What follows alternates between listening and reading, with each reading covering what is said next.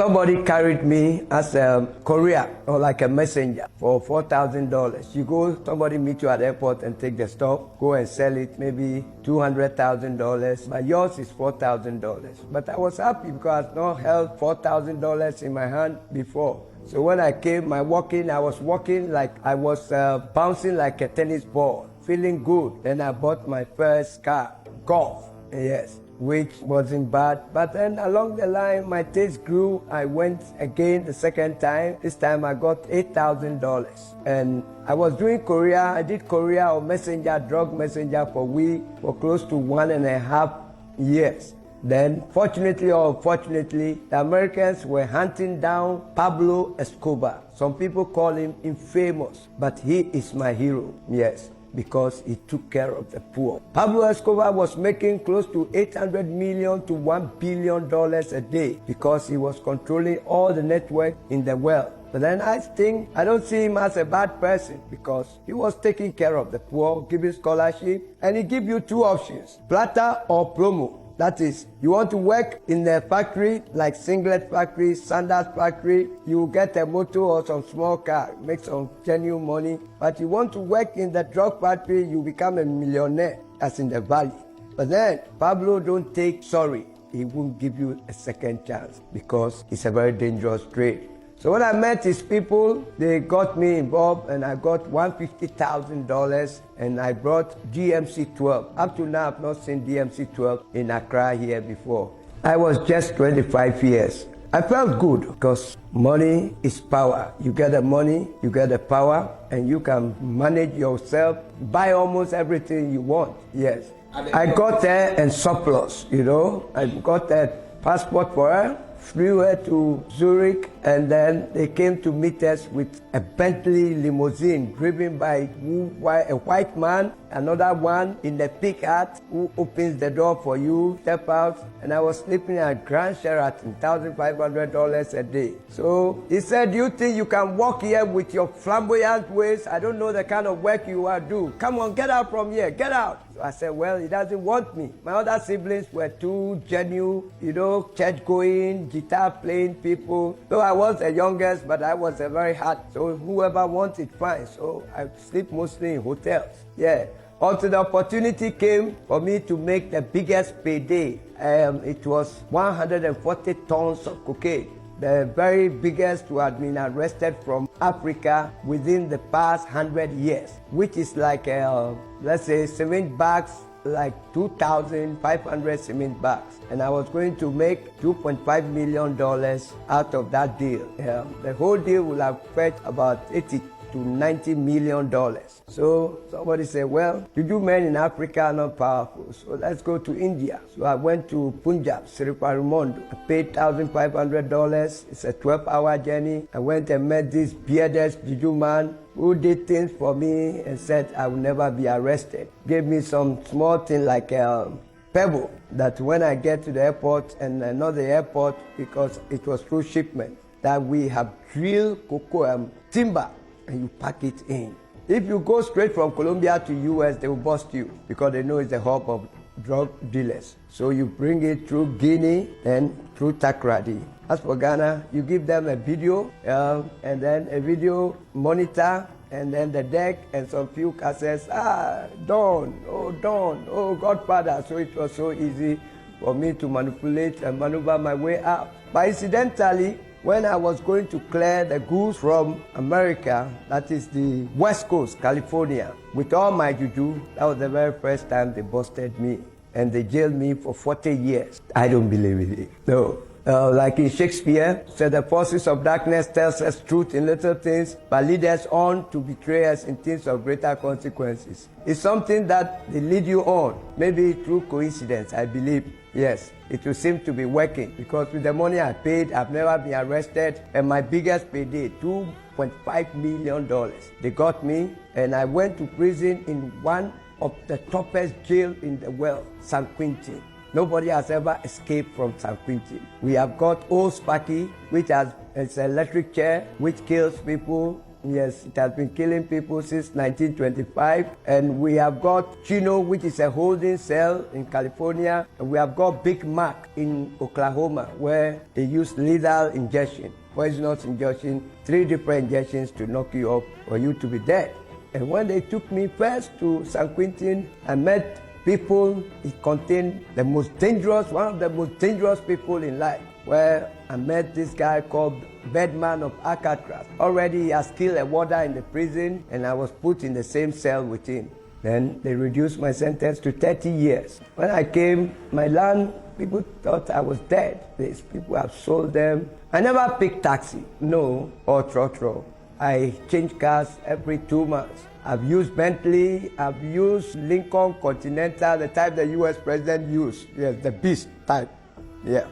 I've used GMC-12, I've used Jaguar, and I have slept in the best hotels, Waldorf Astoria in America. I slept in Sheraton. But at the end of the day, you realize that they are vanities upon vanities. Some people get away with it, make drug money, and use some legitimate business as a front, and they are doing well. But then I don't think I was lucky or whatever, because no juju, and I don't think that it is witches from her. I don't believe in witches from any quarter. I was just not fortunate. Maybe God didn't like me. He had protected me all this while for me to go and take juju, so he wanted to prove to me that juju never worked. So when I came back, I was dodging because I didn't have money. All I had was about $2,000, and I didn't want people to see me. But then eventually I started dealing drugs. Yeah. Small-time drug dealer, sell boosters. That is 20 Ghana. So I went to give one white man, and he came back, not knowing it was paracetamol because I wasn't using the drug.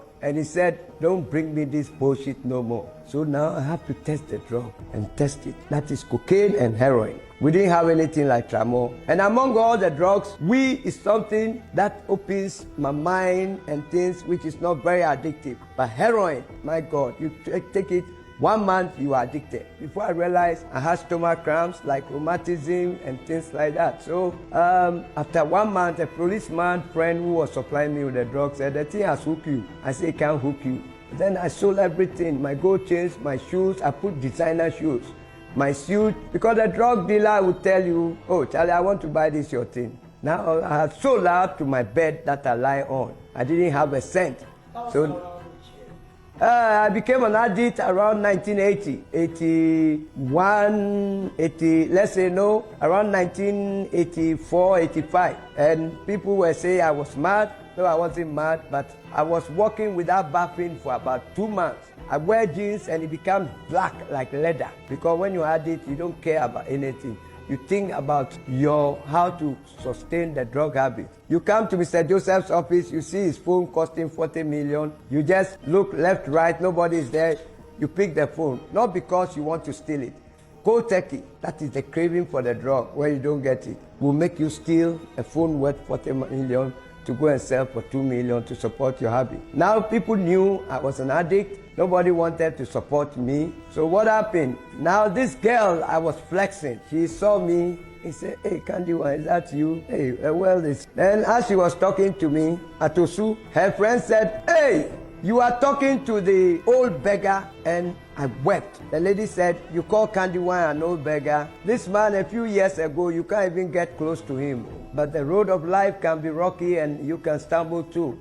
And it takes labor on that correct knowledge, which people call lucky. If I had known that this is what drug would do, both sides as a career, both sides as a user, and become an addict, I would never have made an attempt. No, he didn't have an idea. So how did it all happen? Yeah, I was doing stringing. You are a journalist, so you know. That's right. So eventually they saw I was good. Yes. We have got one guy who was called one of the best journalists ever. By our generation, I have not heard about him, Richard Cote. Yeah, he was very good. Even bigger than all these Ghanaians who had worked with BBC, who have made money and name. Richard Cote, unfortunately, anytime there's a coup d'etat in Ghana, he is on duty at GBC. He is the best of the best, yes. But, well, journalism wasn't like those today, where Mr. Joseph dressed so well. Mr. Joseph has his car and things. We use our leg, we walk, not part, so nobody regards you. Excuse me to say, most of the psychiatric doctors, because, not all of them though, because they treat mad people, some of them act like mad people. Yes. Like this guy in Jowlu. You go, he makes comments which are very funny. You know, you can't come and die here. I don't want to mention his name, yes, because he still has got patience. He tell you, yeah, you can't come and die here. Yes, I injected him in the ear. Yes, he can't die here. I injected him in the ear. And he's a very strange man. I seem like a mad person, getting to the point. Yes.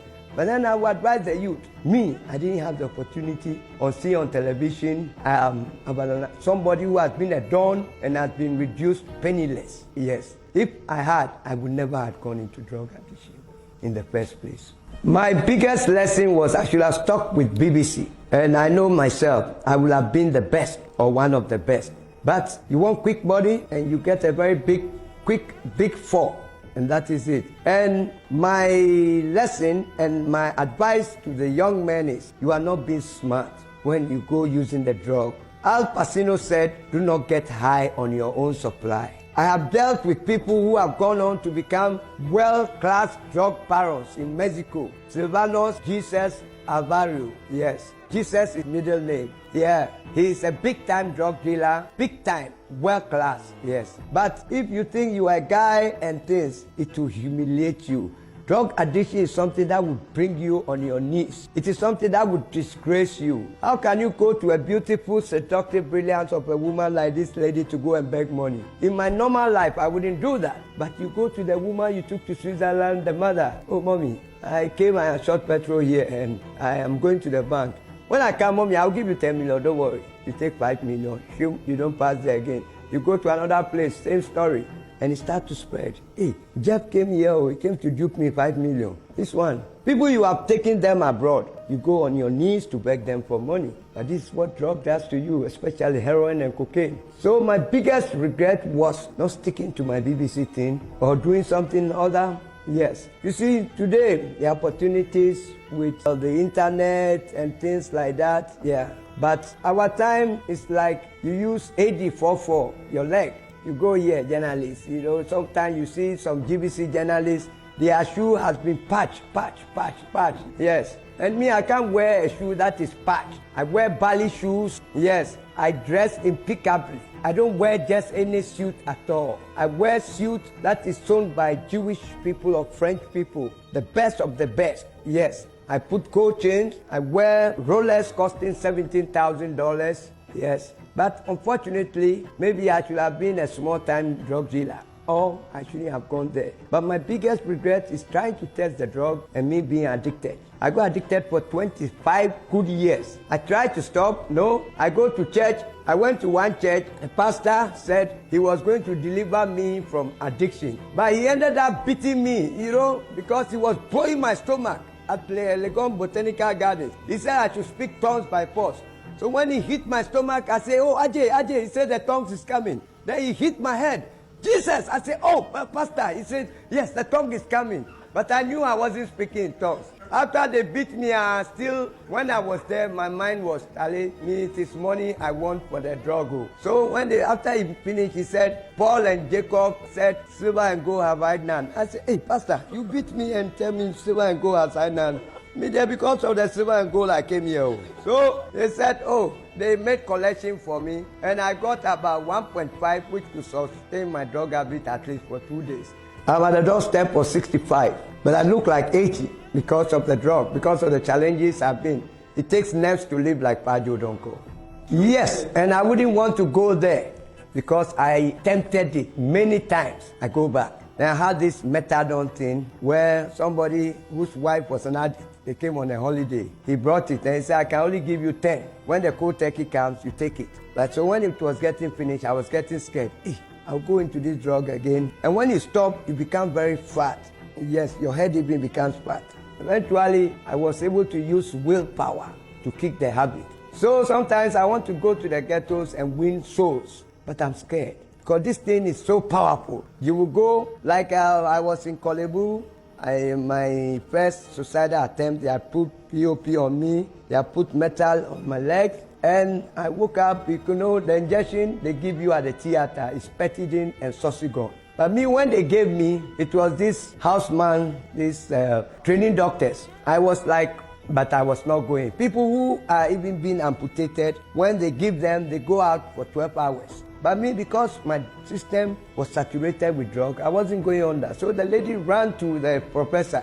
Hey, Prof, the patient is not going under. Then he said, oh, this man, he's the grandson of the Presbyterian moderator. He's addicted to everything under the sun. But the Petidin has got heroin in. So after the operation, when I recovered, it's like I didn't have the turkey. But the following day, my goodness, because I've not smoked previous day, only the Petidin. The turkey was there so much that I went to for somebody's crutches. Odonko, where are you going? Kolebu was it. I told them, leave me, it's my own leg. Yes, with metal in my leg. I was hopping, went into the lift. There was drip on me like this. When I went, I had taken blood tonic. Expensive one my father brought, or helped her. I went and exchanged it for drug. My sister came to visit me. She was mad with the nurses. Why are you allowing him outside? They couldn't change me because the craving for the drug outmatches anything I've ever experienced. Reverend S.S. Odonko, Samuel Saki Odonko. He was the first black moderator. I have never been married before. Maybe I've got a lot of children scattered around, which I don't know, because I slept with women, a lot of women.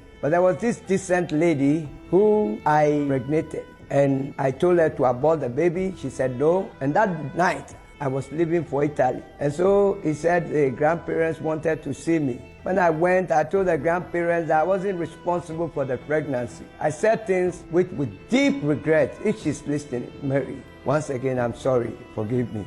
She's a good girl. Today, my son is making it. If you see his ears, they are wingy like mine. Tall, long face. But I can't go glory hunting. I didn't look after him. He's doing well. I hear he's in abroad. I don't think when I see him, I will even recognize him because I've not seen him for close to 10 years. But I don't want to go chasing because I didn't look for him. And I can't go glory hunting because he's made it. But then, I've got children. Last time somebody called me after I've done one of these programs. My mother told me, my father this. I said, look here.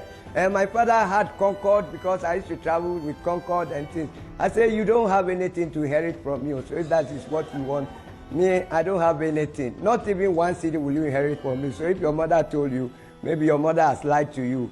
I'm not the one. Yes. Like my chairman, Samuel Amutobin, I'll give him shout out. There's this guy at EcoBank called Titi Nati. He's their corporate loans management, Theophilus Nati. You know, when you are broke, nobody will give you their card. But this guy gives me card.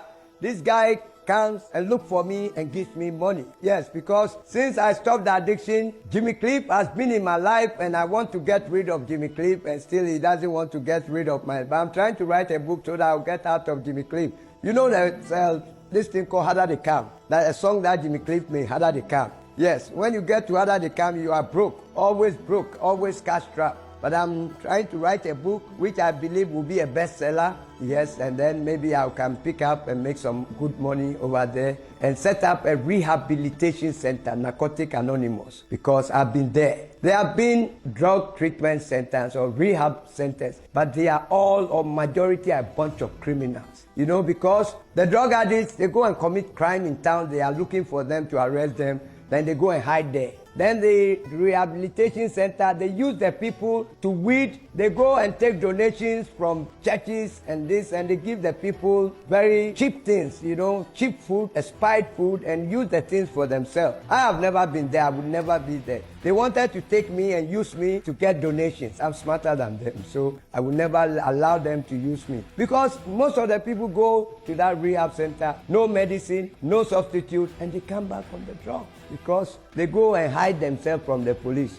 And when they are there, they hide the drug. Yes, and then they take it, they chase it, you know, they put it on the fuel, chasing the dragon, then you hit the rock. Yes. But we need to seriously sit down as a nation so that we educate the youth, put up some rehab center with doctors, counselors, yes. And then I believe if we inculcate into addicts the fear of God, when you are going to do it, you say, hey, God is watching me if nobody has seen me. So that will even deter you. But if not, in the next 5 years, the way this tramadol is in the system, see these motor riders, they are so high, fine. and things. It's going to get to a time somebody will pick a knife on you for even your watch. It's God who is taking care of. I don't even have one cedi in the bank. Tobiko is good, takes care of me, but he can't take care of all your burdens. You understand? You go to him every day, he will become fed up. I have a very loving sister who takes care of me. I go there once a week, but the rest is up to me. Yes. I'm not talking about that one I went and they beat me. That one I went straight back to drugs. Yes. Because they beat me and then they said they have delivered me from drugs. But no. But I go to church. Even yesterday I went to church. Some of the churches, there's one around our place there with a lot of young people like you. When I went in, their pastor, who now calls himself Dr. Bishop, you know, these charlatans give themselves titles. Who is this old man? You people too, when they say go and win souls, somebody like this, what can he do? Then I made U10. Yes. But some people, he's got a youth there, yes, and he runs them, but I will not go to a place like that, you know, because I see that they are just articulating a minor motive against an inarticulate major motive, yes. I go to church at Pentecost, Dr. Wyatt, Accra, Newtown.